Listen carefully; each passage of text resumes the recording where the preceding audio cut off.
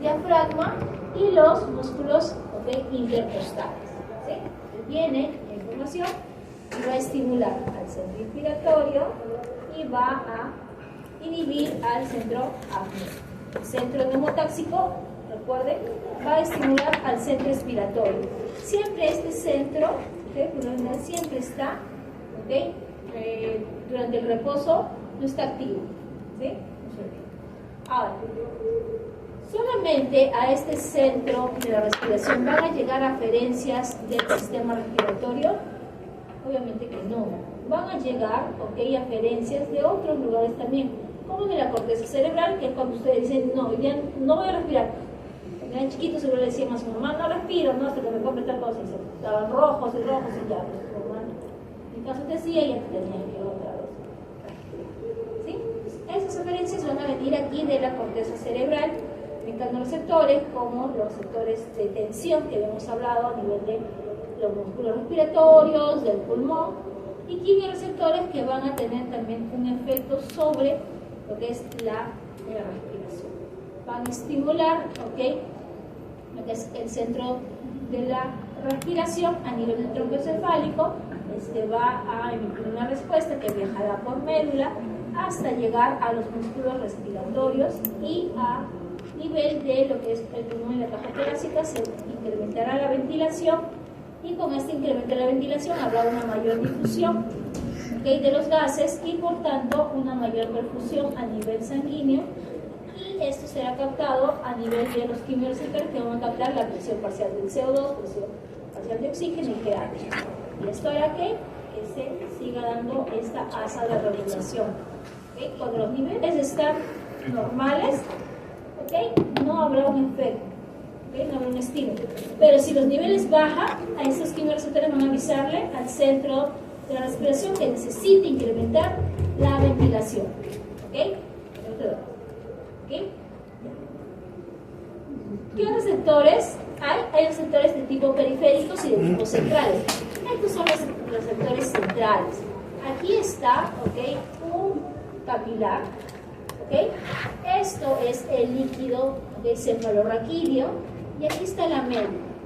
Estos son los receptores o quimioreceptores. Aquí está el centro del control respiratorio que va a tener efecto sobre los músculos de la respiración. ¿Qué pasa? Cuando los niveles o la presión parcial del CO2 incrementa a nivel sanguíneo, estos receptores lo van a captar, sí, pero no van a captar como presión parcial del CO2 ni como hidrogeniones.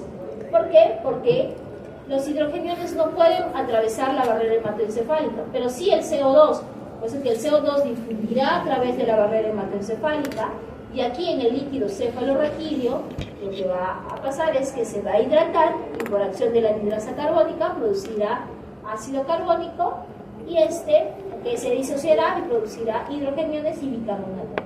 Este hidrogenión, esta acumulación de hidrogeniones es lo que va a captar el quimioreceptor central, y a mayor cantidad de hidrogeniones, a mayor concentración, lo que va a hacer es que le va a decir al centro del control respiratorio que necesita ventilar más, es decir, que necesita incrementar la frecuencia respiratoria. Pero recuerden, son sensibles a hidrogeniones, no a el CO2. Ya. Cuando nosotros hablamos, también de la respiración, aquí está, los centros de control de la respiración a nivel del tronco encefálico, vamos a estar hablando de ¿qué? De volúmenes. ¿Cómo se llama el volumen que está ingresando regularmente en un ciclo respiratorio de inspiración y de expiración, que no es forzado? ¿Cómo se llama ese volumen? Histórico, no. Histórico, por eso es el volumen tidal. No se olvide el volumen tidal o volumen corriente. Ese volumen tidal o volumen corriente por lo general se incrementa, o puede disminuir por efecto de este control de la respiración. Aquí tenemos, ¿no? Dice, disminuye la presión parcial de oxígeno, Entonces, ¿qué va a pasar? Aquí va a haber una hipoventilación. Esta hipoventilación, como va a bajar la presión alveolar de oxígeno, va a ser captada por estos quimiorreceptores, pero estos son quimiorreceptores periféricos, que están a nivel del tallado aórtico y de los cuerpos carotídeos. Estos van a enviar señales al centro de la respiración, ya sea mediante el par craneal número 9 o el par craneal número 10. Llevará la información al centro de control y este va a responder incrementando la ventilación. ¿Por qué? Porque había niveles bajos de presión alveolar del oxígeno. ¿Okay? Tanto el oxígeno como el dióxido de carbono son parte, ¿okay?, del aire que nosotros, ¿okay?, respiramos. El oxígeno está constituido, ¿okay?, aproximadamente por un 21% de todo el aire. ¿Okay? ¿Y cómo lo sabemos? Porque vamos a calcular la presión parcial de oxígeno. ¿Cómo calculo? Recuerden que la presión atmosférica a nivel del mar es 760 milímetros de mercurio. Si multiplicamos por 21%, vamos a tener que la presión parcial de oxígeno es algo de 160 milímetros de mercurio. ¿Okay? Esa es la presión que va a tener el oxígeno. A medida que uno va incrementando la altura, donde está la presión parcial de oxígeno, va a ir cayendo. ¿Por qué? Porque la presión va a ir bajando. Y obviamente también la cantidad o el porcentaje de oxígeno. ¿Okay? ¿Qué gases se pueden reponer? Obviamente el oxígeno. ¿Okay? Este oxígeno puede reponerse en una mezcla que esté al 30 al 60%, es decir, va a haber una mayor concentración de oxígeno para corregir la hipoxia. ¿Okay? Bastante interesante estas camaritas, ¿okay?, para la reconstitución. No es como, ¿okay?, vemos porque hay seres humanos que tienen algo muy parecido a esto, que es como una horquilla que se coloca y pueden, ¿okay?, tener acceso al oxígeno. ¿Okay? Ahora, ¿por qué se le podría colocar dióxido de carbono o CO2? Ustedes recuerdan, ¿okay?, este mecanismo estaba, ¿okay?, dado por el incremento de la presión parcial del CO2. Entonces, si yo administro el CO2, esto va a estimular la ventilación. Obviamente no le voy a poner pues una solución de 30-60%, ya mato al animal, ¿okay?, sino es una solución que solamente estimule a una mayor ventilación, como un 2%. ¿Sí? ¿Basado en qué? Lo que les mencioné sobre los quimiorreceptores centrales. ¿Ok? ¿Ya? Interesante, ¿no? Ok.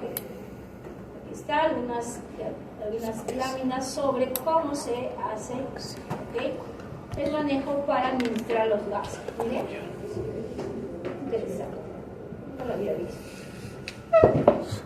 Cámaras especializadas o cámaras, ¿okay?, hechas de manera manual. En la clínica. Ya. Okay. No se ahoga ahí, ¿por qué? ¿Ah? No se ahoga. No, que me tiene, recuerda que se le está dando, okay, oxígeno. Acá tiene, mira, acá está. Acá tiene oxígeno. Profesora, y arriba en la imagen, ¿por qué le ponen eso en el collar?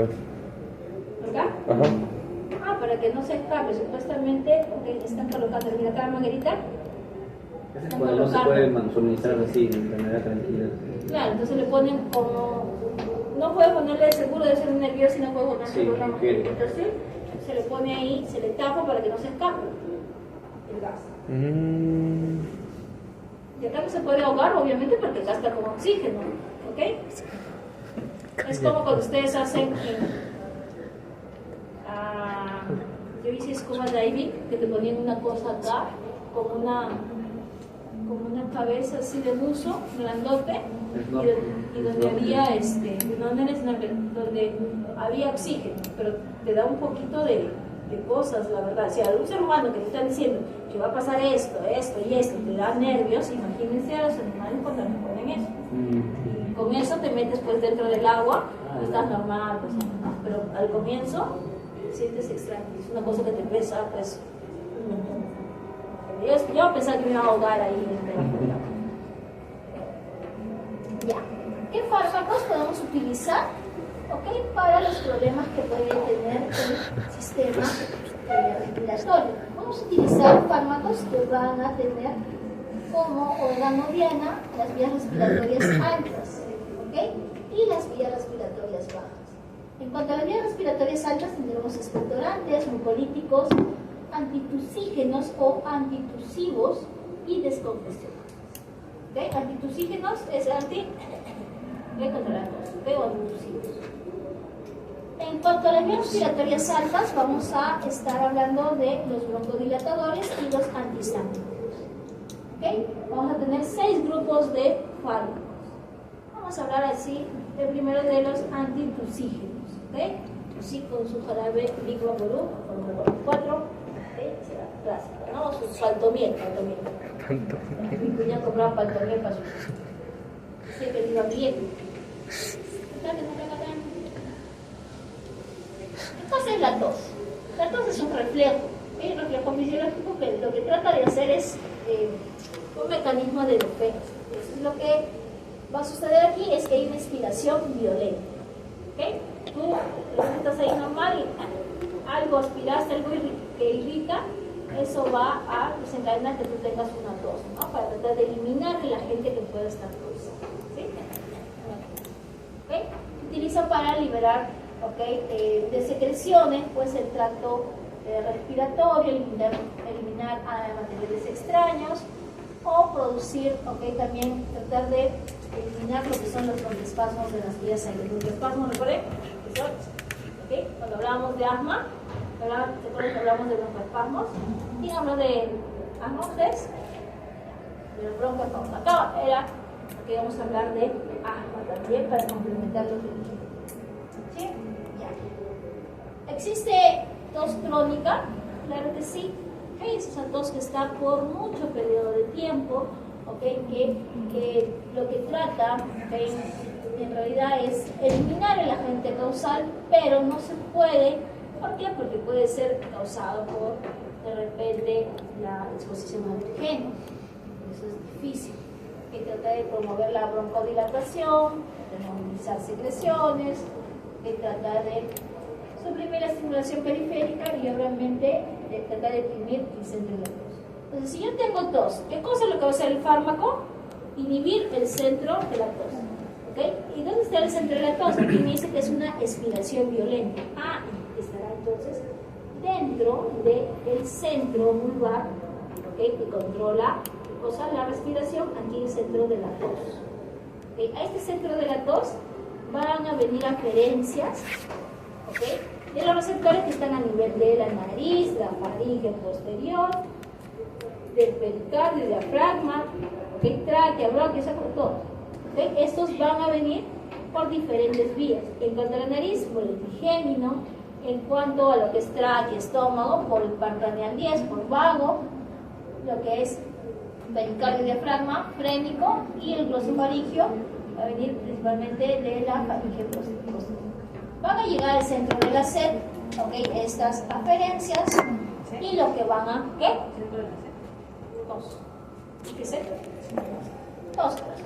Es obvio, no va a ser sed. ¿Okay? Centro de la tos va a llegar y aquí va a haber una respuesta. ¿Okay? Es como el arco reflejo, ¿sí? Va a haber una respuesta que va a viajar